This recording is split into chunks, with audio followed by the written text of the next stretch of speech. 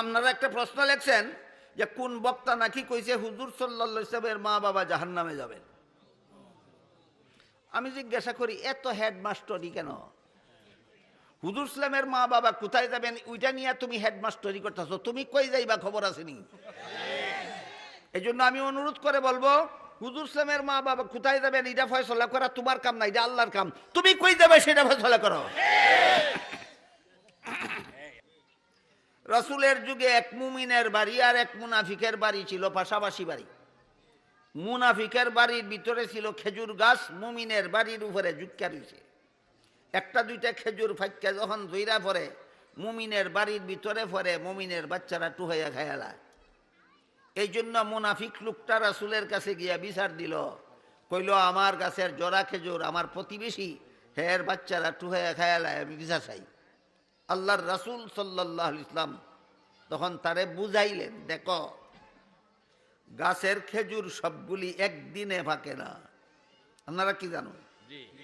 গাছে যতগুলি খেজুর ধরে সবগুলি একদিন ফেঁকে জায়গা না, প্রথমে একটা দুইটা ফাঁকে।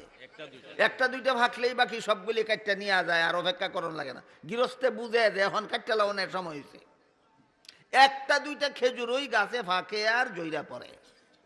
এইরকম একটা দুইটা জইরা পড়া খেজুর খাইলেও পেটের খিদা যায় না, বাজারে নিলেও বিক্রি হয় না।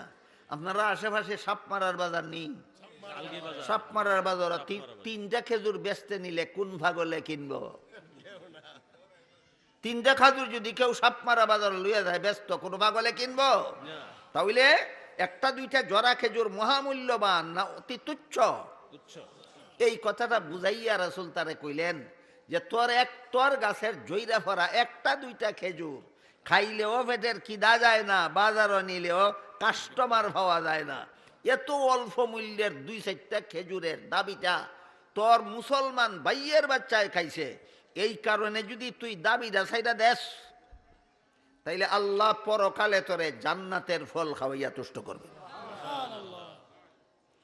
হে জবাব দেয়, জান্নাতের ফল যতই মূল্যবান হোক না কেন সেটা হইল পরকালের জন্য বাকি। আর আমার গাছের একটা দুইটা জরা খেজুর যতই অল্প মূল্যের হোক না কেন এটা আমার নগদ। জান্নাতের ফল বাকি, দুনিয়ার একটা দুইটা জইরা ফোরা খেজুর নগদ। আমি বাকির আশায় নগদ ছাড়তে রাজি না। ধরা খাইলো এ যে মুনাফিক, ধরা খাইলো। কারণ আল্লাহ অন্য আয়াতে বলেছেন, মান কানা ইউরিদুল আজিলা